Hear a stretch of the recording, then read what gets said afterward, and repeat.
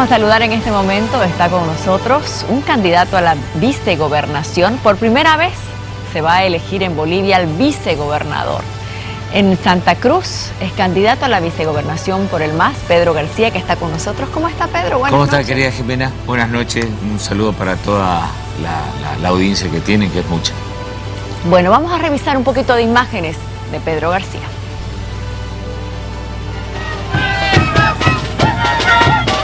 Ya estamos camino al estadio, rumbo a la victoria, compañeros.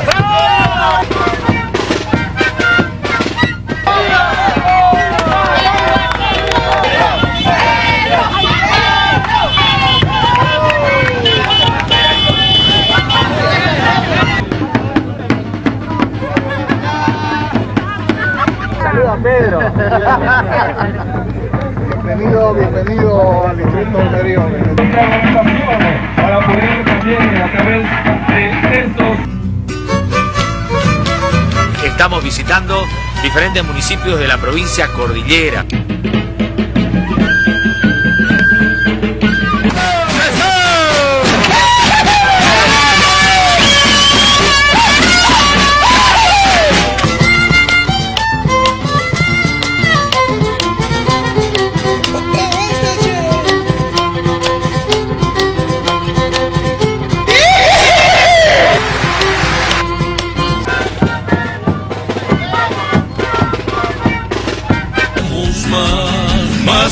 Más, ya somos más, el Tataín te alumbra más.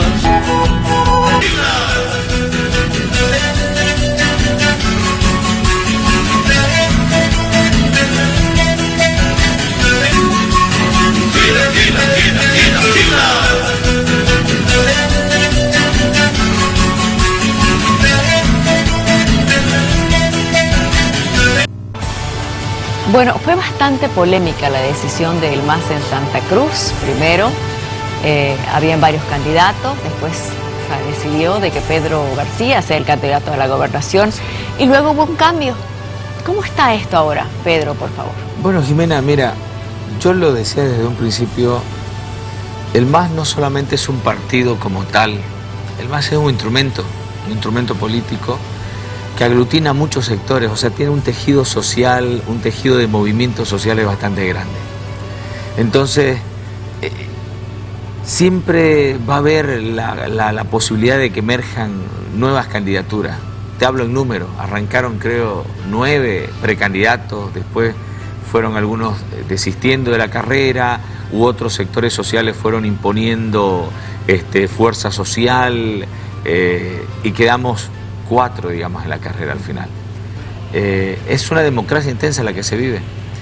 De hecho, alguien dijo por ahí de que para las próximas, al interior del movimiento socialismo, en este tipo de subnacionales se deberían hacer unas primarias, ¿no? Porque se tiene variedad de candidatos. Entonces, la democracia intensa, esa democracia dinámica fue la que nos llevó a esto.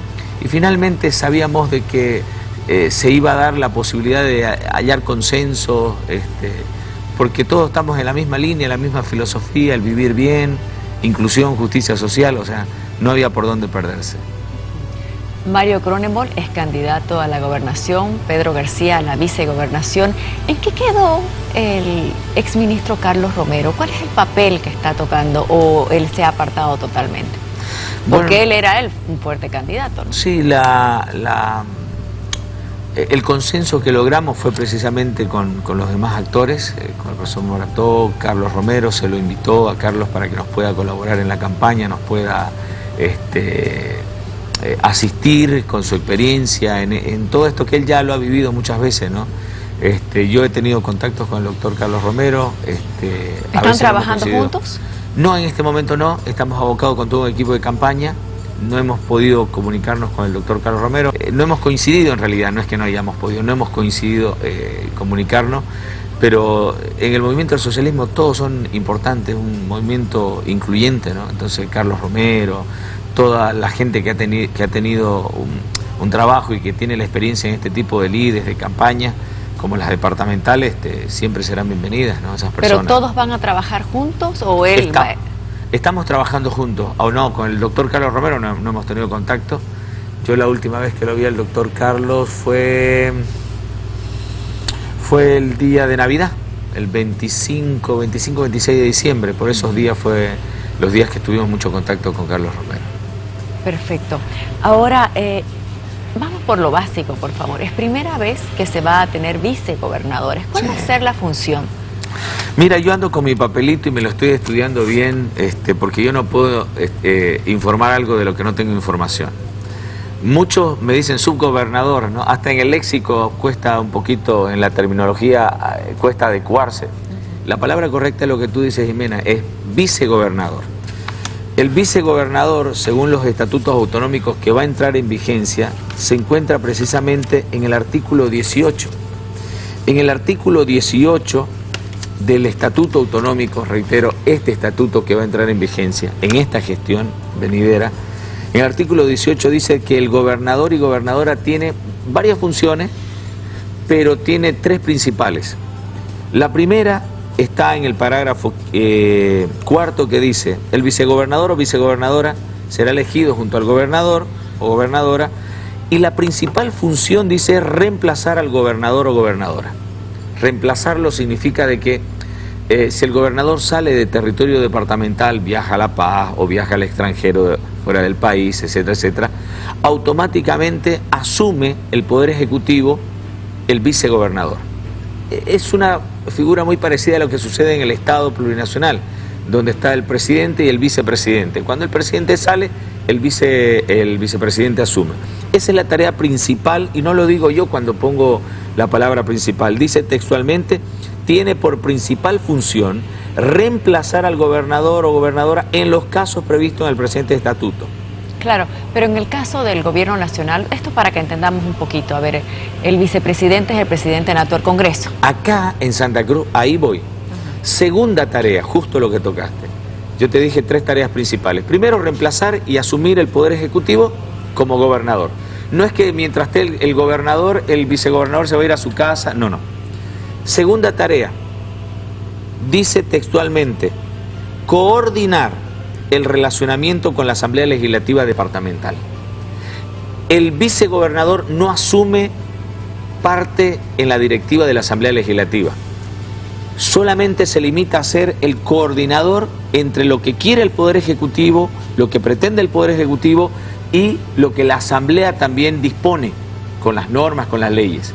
En el medio de esto, el nexo, está la figura del vicegobernador. La tarea segunda principal es ser el coordinador entre el Poder Ejecutivo y el Poder Legislativo Departamental.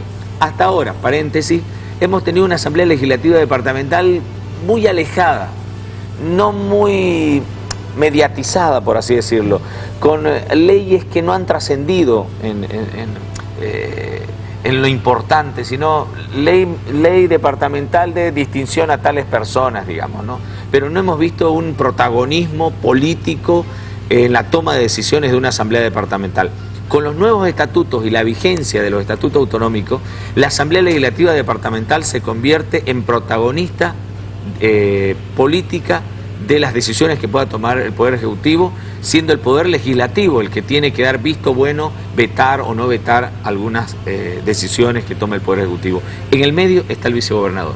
Yo soy el encargado de ir con los proyectos, de ir con, ejemplo, si la gobernación quiere optar a un crédito internacional, Banco Mundial, etcétera, etcétera, para hacer una obra grande.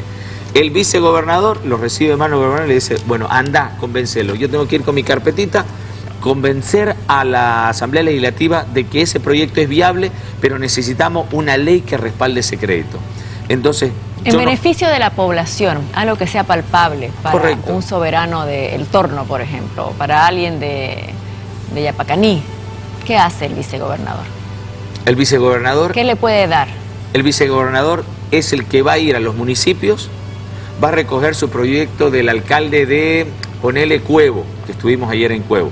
No tiene agua potable, siguen tomando agua achocolatada, agua turbia. Entonces, el vicegobernador se va, conversa con el alcalde de Cuevo. El alcalde de Cuevo le dice: mire, tenemos este proyecto, tenemos estos recursos, necesitamos recursos de la gobernación, y la gobernación, si no le alcanza su plata, necesitamos recursos del Tesoro General de la Nación, en este caso del el gobierno nacional. El vicegobernador va a ser el nexo precisamente entre el Poder Ejecutivo, el Poder Legislativo, pero también el nexo con las provincias y los municipios, sobre todo de provincia. Es su yunta del gobernador, ¿no? Es su yunta del gobernador y va a beneficiar porque mientras el gobernador está con otras tareas, yo tengo que ir a ver... ¿Cómo cambió tu vida, Pedro? Mira lo que estoy hablando, pues, ¿no? O sea, hasta de lo que hablo antes... ¿Qué fecha fue que te propusieron? 5 o 6 de diciembre, por ahí, mira, en poco tiempo estamos aquí sentados. En un sentados. mes y días. ¿Qué fecha es hoy? Se me fue hoy el día. Estamos a 14. Increíble. 14. Bueno, cambió muy rápido, muy rápido. Termino, sí, la tercera tarea principal, el vicegobernador forma parte del Poder Ejecutivo, forma parte de la cabeza del Poder Ejecutivo. Está el gobernador, el vicegobernador, y el vicegobernador se transforma en una especie de cabeza de gabinete, si quiere entenderlo así, del gabinete de secretario. Ahora, con la actual figura que tenemos en la gobernación, está el gobernador y había un secretario general. Con esta nueva figura, de acuerdo a los estatutos, está el gobernador y a la cabeza del gabinete, podría entenderse así, aparece el vicegobernador. Por eso yo te decía, mi tarea va a ser ir, según esta función que me asume, dice, el gobernador deberá apoyar al gobernador en todos aquellos asuntos que éste le encomiende para el desarrollo de la gestión del gobierno. Pedro, andate a recorrer los 7 municipios de la provincia cordillera. Tráeme sus proyectos de los alcaldes. Más cerca del pueblo. Exactamente, exactamente. El vicegobernador va a estar cerca de los alcaldes, eso significa estar más cerca de los vecinos, más cerca del pueblo directamente. Son las 3 funciones principales, resumiendo: reemplazar al gobernador, asumir la función de gobernador en su momento, coordinar el tema leyes, el tema proyectos con la Asamblea Legislativa Plurinacional y estar atento a esa coordinación también con los municipios y las provincias. No es subgobernador, porque el estatuto prevé que van a seguir existiendo los subgobernadores, un subgobernador en cada una de las 15 provincias. ¿Lo soñaste? Mi hijo se lo soñó. Sí. Mi hijo Paul fue el que se soñó. ¿Cuántos años tiene Paul? Mi hijo tiene 22 años. Él fue el que soñó y me dice: papá, ya yo había tenido algunas charlas, estábamos con los vecinos del Plan 3000, que fueron los que me impulsaron en el Distrito 8 me impulsó en esta, primero precandidatura y ahora candidatura. Y mi hijo me dice: papá, me soñé que estabas en un cargo alto, yo no sabía qué cargo. Me dice: no te lo puedo explicar. Contame más de tu sueño, contame más de tu sueño. Entonces, no, yo soñé que la gente lo aplaudía, papá, y no sé cuánto, y no sé, ¿va a entrar a la política? Y yo todavía a mi familia no le había comentado nada de las charlas que iba teniendo con algunos dirigentes, porque solamente los escuchaba, yo no había decidido absolutamente nada, solo los escuchaba. Cuando ya me hicieron una propuesta, ese es mi hijo Paul, hincha Oriente Petrolero también, como corresponde. Ese fue el que tuvo el sueño.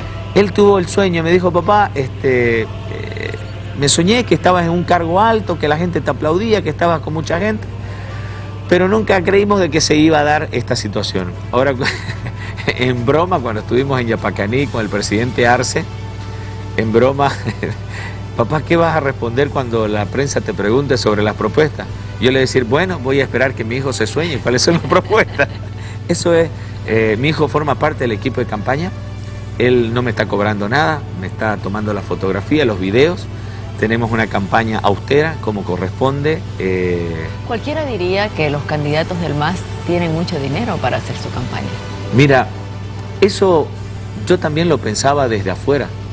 Desde adentro veo otra realidad. Desde adentro veo el tipo que te llama y te dice: Pedrito, te pongo 100 banderas. Pedrito, te pongo tantas poleras. Yo, por ejemplo, hasta ahora he conseguido 500 poleras nada más. No he podido acceder a más, 500 poleras, y estamos batallando de a poco, día a día con eso. Ustedes saben, yo he tenido que salir también de los medios de comunicación, que era mi principal fuente de ingreso. Entonces se hace difícil el día a día, pero Mario nos está asistiendo muchísimo, nos colabora mucho en el sentido de la logística, por ejemplo, para las caravanas, y estamos complementándonos, ¿no?, en el trabajo con Mario. Y si vivía Pedro García del periodismo, en estos meses de qué, ¿cómo se va a mantener? ¿O tiene ahorro? No, yo me estoy manteniendo con los ahorros que me quedan y con algunos sueldos por cobrar.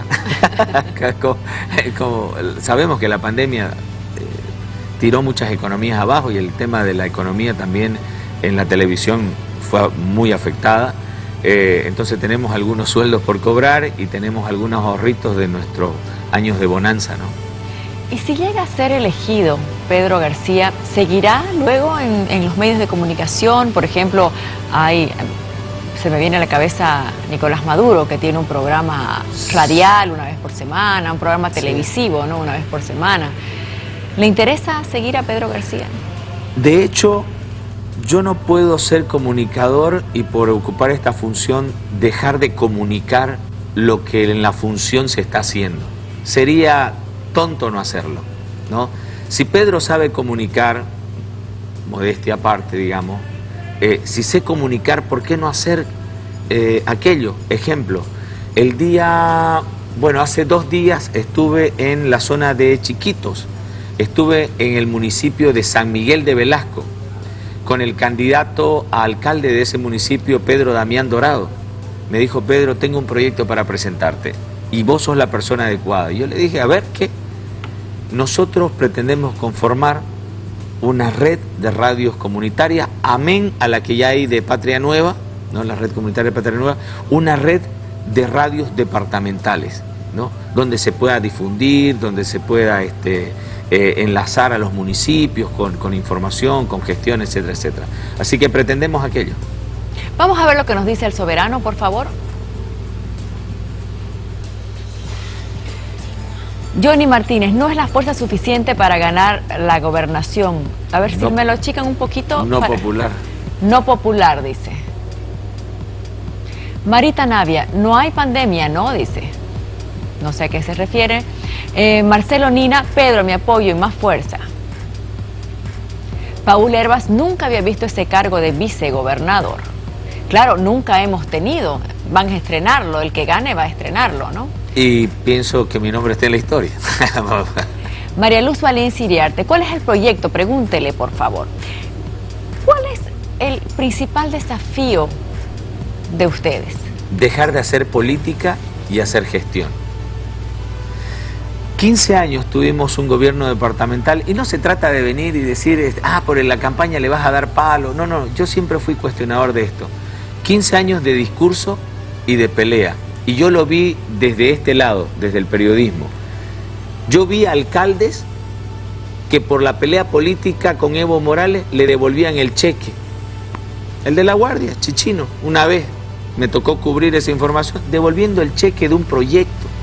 Digo, ¿a quién le hace daño eso? Cuando vos le devolvés el cheque y le decís, no quiero esta plata porque esta plata es del gobierno central, el gobierno tal, de cual.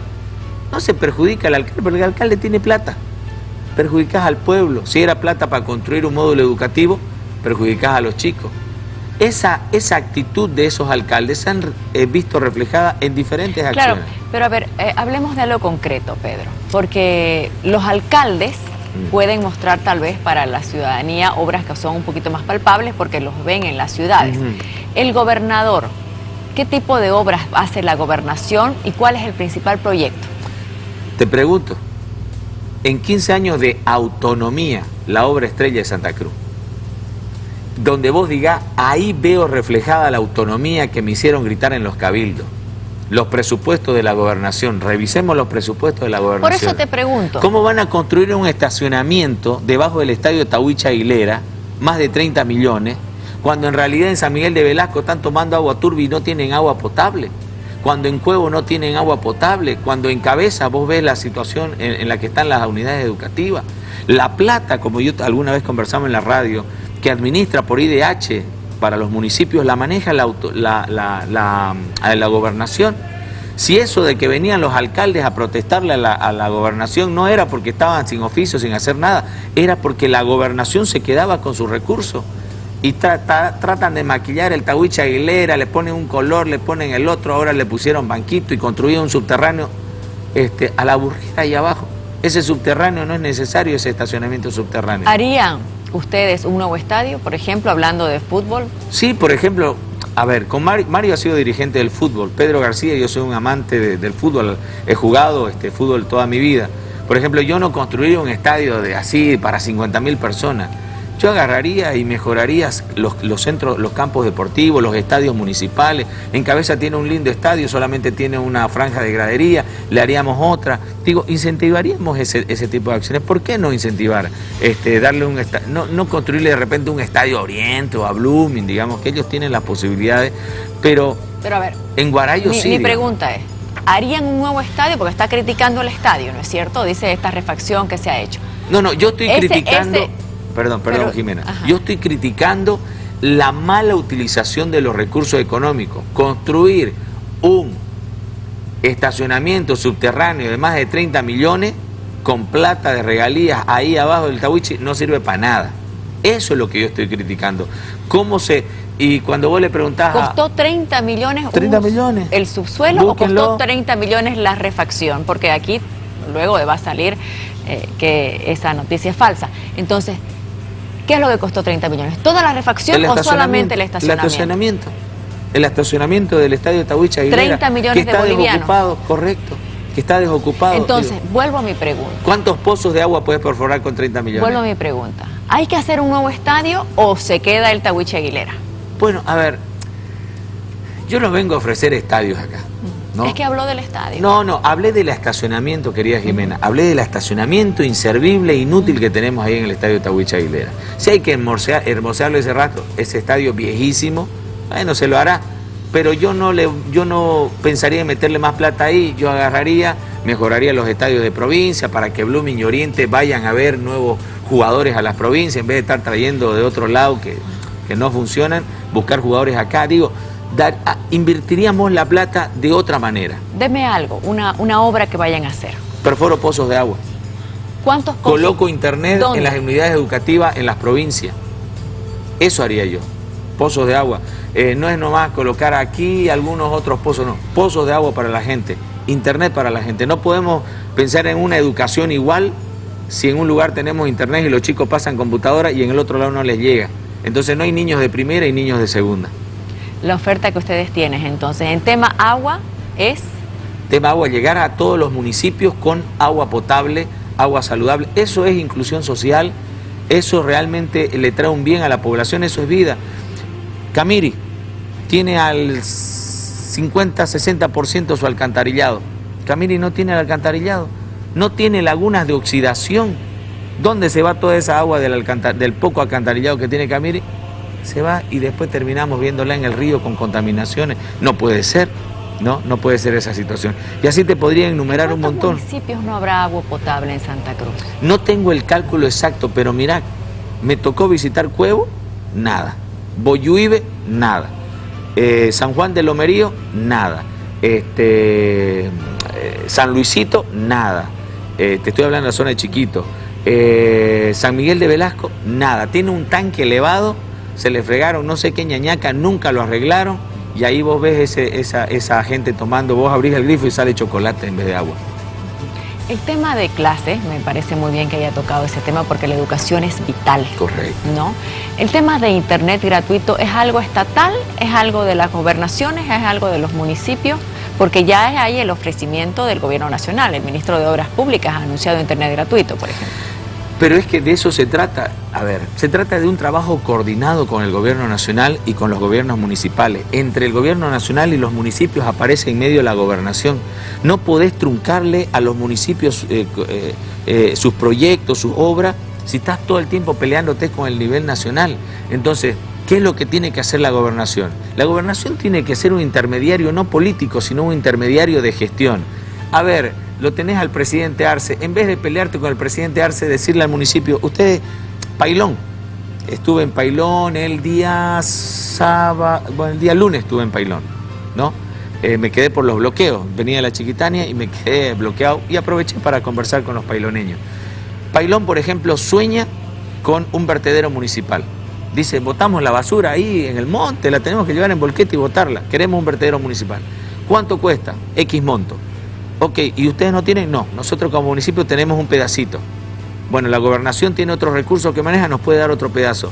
Pero si no alcanza, Estado Nacional, nos pueden dar una mano, nos pueden ayudar de repente a garantizar un crédito. ¿Ustedes Esa es la pueden llegar función. a ser un mejor puente con el gobierno nacional si Pero es que por ganan? supuesto, Jimena, a ver, ser un candidato del movimiento al socialismo y teniendo un gobierno como un gobierno a la cabeza de Lucho Arce, del movimiento al socialismo, nos da un plus a nosotros. Yo no voy a venir a pelearme con el gobierno nacional, yo no voy a decirle autonomía, no le voy a vender federalismo, no le voy a vender discurso, le voy a decir, presidente, mire, acá quieren un vertedero, eso es darle dignidad a la gente, hay tanto monto, nos falta tanto, nos ayuda, no tengo de repente en esta gestión, pero lo programo para la próxima, pero ser canalizador, ¿no? Ser canalizador. Ese es un plus que nosotros tenemos, hacer menos política y hacer más gestión. En vez de estarnos peleando con discursos, con cabildos, con paro cívico, hacer gestión, hacer intermediario entre lo que quiere el municipio, que es la entidad estatal más cercana al vecino, y lo que puede darnos el gobierno nacional. Esa es la tarea de la gobernación. Ahora que habló del paro, que se quedó bloqueado, pero aprovechó para conversar con la gente, ¿qué le parece lo que ahora los choferes, algunos de los sectores, están rechazando lo acordado con el gobierno? Mira, yo casualmente, bueno, en el intento nosotros de pasar el bloqueo en Pailón, ¿cómo está? Buenas tardes, mire, queremos pasar. Pedro García, vení, vos sos el candidato a gobernador, vení acá, y me trajeron ahí en medio del bloqueo. Esta es una posición personal. Yo no pretendo dar clases de economía porque tenemos especialistas, yo no pretendo ser un técnico, sería muy tonto de mi parte. Mi opinión personal, lo que yo les compartí, le dije a los transportistas y a todos, en mi opinión, ¿no? En mi opinión. No comprometo la opinión que pueda tener el gobierno nacional o nuestra campaña. Es inviable, en mi opinión, tener un sistema financiero débil. Si la gente no paga crédito, el sistema financiero no tiene plata para prestar. El sistema financiero es una especie de máquina que va moviendo la economía.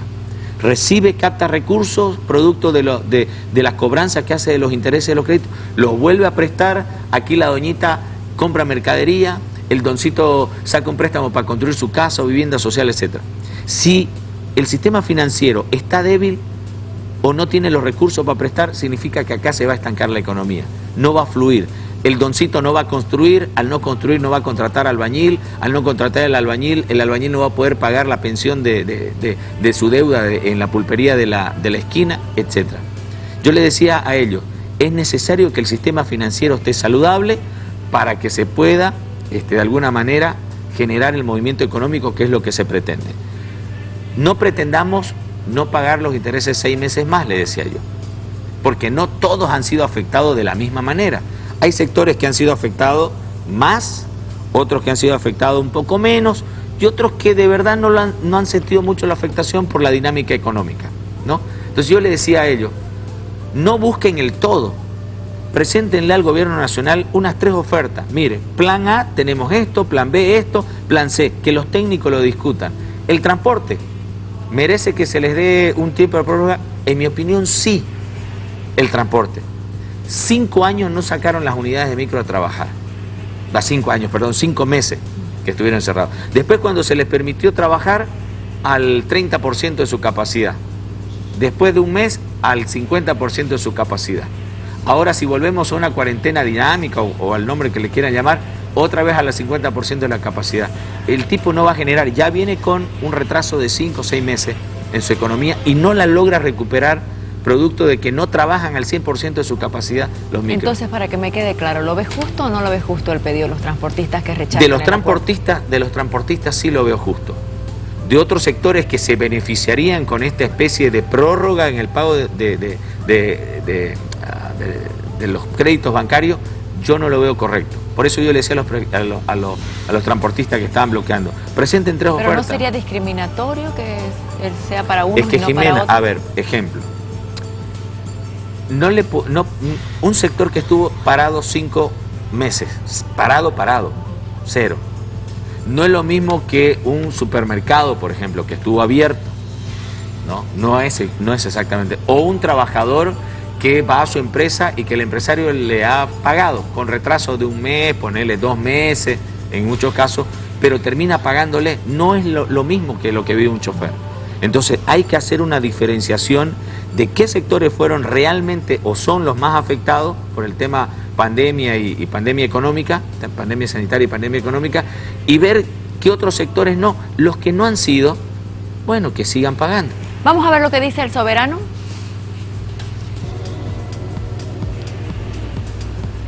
Paul Hervas, ¿se atreverá a ser vicegobernador con un sueldo de 2.300 bolivianos mensuales?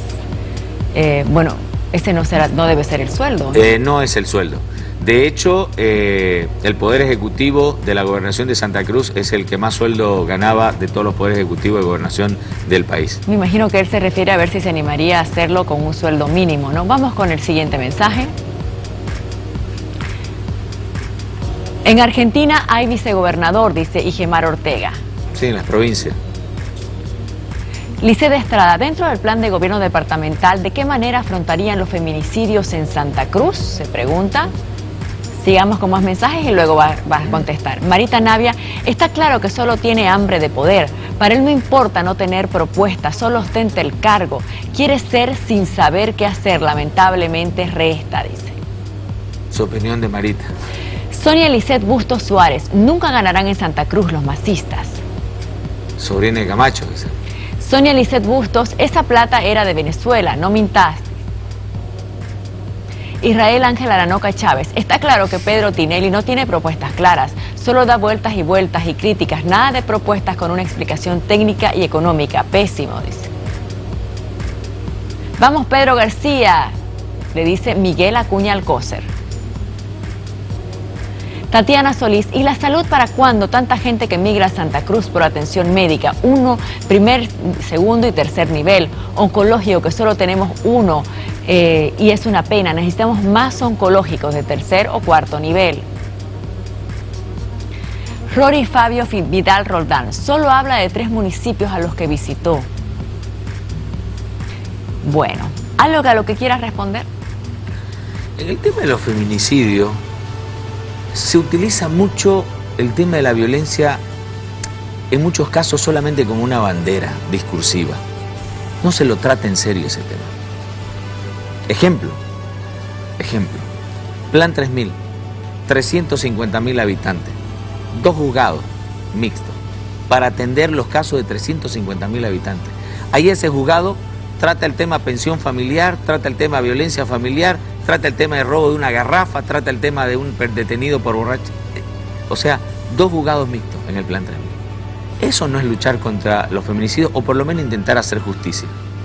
¿Qué hacemos con los programas al interior de la familia para generar otro tipo de conductas al interior de la familia, ¿no? Yo creo que el feminicidio muchas veces se lo utilizó como una bandera solamente discursiva. Si de verdad se quiere hacer algo, hay que ver de qué manera se puede atacar, cuáles son las razones, cómo se puede mejorar el tema de la justicia. Una señora que va y denuncia y después no le hacen seguimiento. O sea, la señora dice, pucha, ya no tengo plata para pagar la fotocopia del proceso. ¿Quién me va a asistir?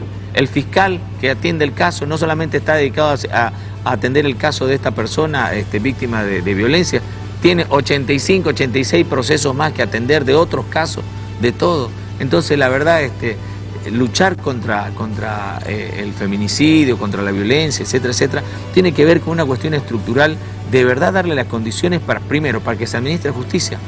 ¿Qué hacemos con una persona que ha tenido un problema de violencia? El hombre que ha violentado. ¿Qué hacemos con ese tipo? ¿Lo mandamos preso a Palmasola? Que se pudra allá en la cárcel. O empezamos también a tratar a esa persona. ¿Cómo solucionamos el tema?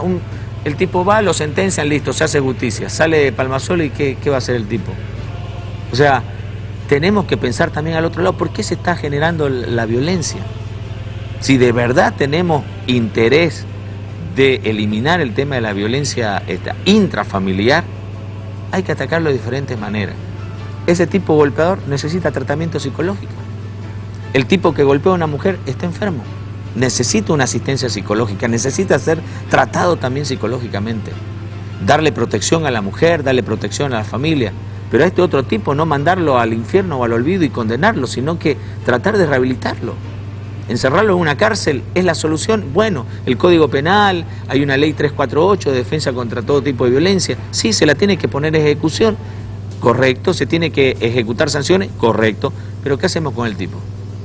Vamos a ver un collage donde mostramos la imagen de algunos de los candidatos a la gobernación y nos va a decir aquí Pedro por qué deberían ser beneficiados en el MAS con el voto ellos y no los otros. Vamos con eso, por favor. Aquí está. Por ejemplo, ¿por qué ustedes lo harían mejor que Luis Fernando Camacho? Bueno, para empezar, Luis Fernando Camacho no ha hecho nada, ¿no? O sea, no ha estado en un cargo público. Ha estado en el Comité Cívico Pro Santa Cruz, pero a él le interesó más la política que el civismo. O sea, solamente nos demostró que utilizó el Comité Cívico para trampolín, porque lo renunció, no terminó su gestión. El tipo demostró más sus anhelos de poder, sus ganas de tener poder, que dejó el Comité Cívico para irse a la política. Él lo decidió, y lo decidió con mentira. Una persona que va engañando a la gente no merece el favor del voto de la gente, no merece tener la oportunidad, porque un tipo que te dice delante de todo un pueblo, en un cabildo, que dice yo no voy a ser candidato, y a la semana resulta que es candidato. Ese tipo de faltos de palabra, ese tipo de personas que no tienen palabra, son las personas que le hacen daño, son las personas que son dañinas para la cosa pública.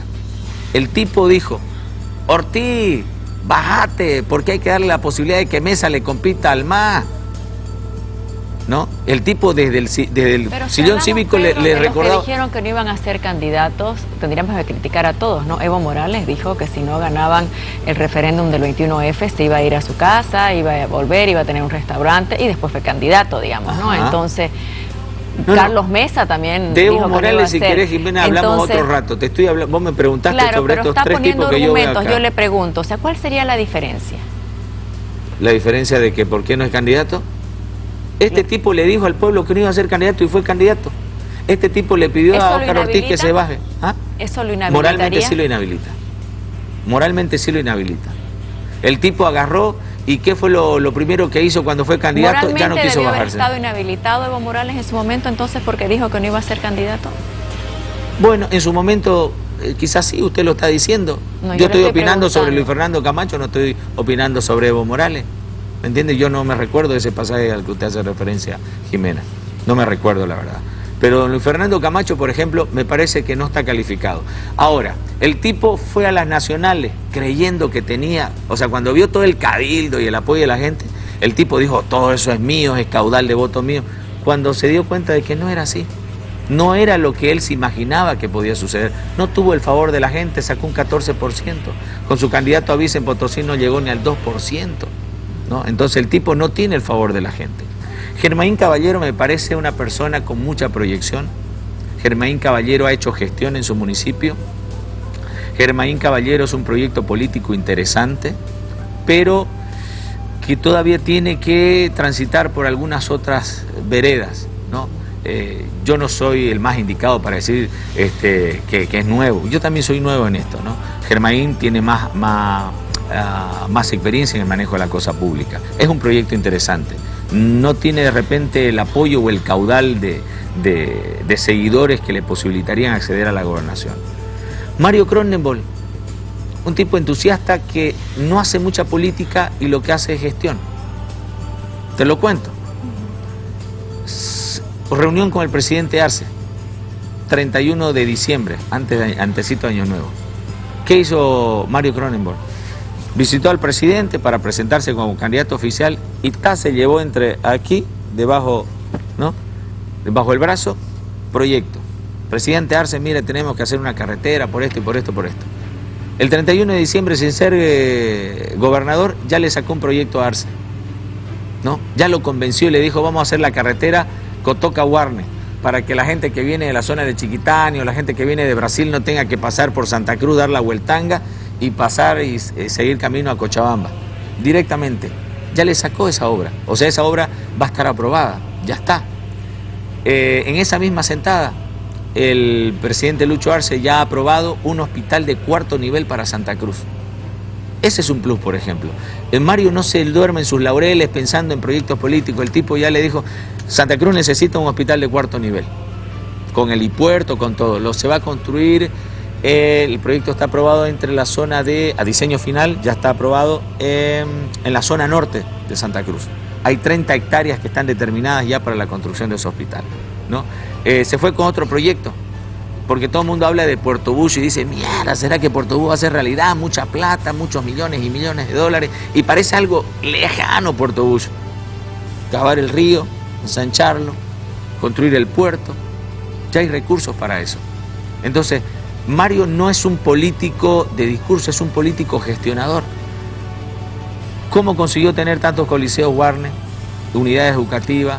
Esta obra que está parada porque se paró en el gobierno del 2020, el tema de paso a nivel en Warner, son gestiones de Mario. Digo, si pudo lograr eso con un municipio como Warner, teniendo otra espalda política, teniendo otra espalda económica, lo puede lograr también en Santa Cruz. Mario no tiene discurso político, tiene un discurso de gestión, Mario. Gracias por haber estado esta noche con Muchas gracias nosotros, a ustedes, Pedro. Jimena. Muchas gracias. Vamos a hacer una pausa y no mentirás.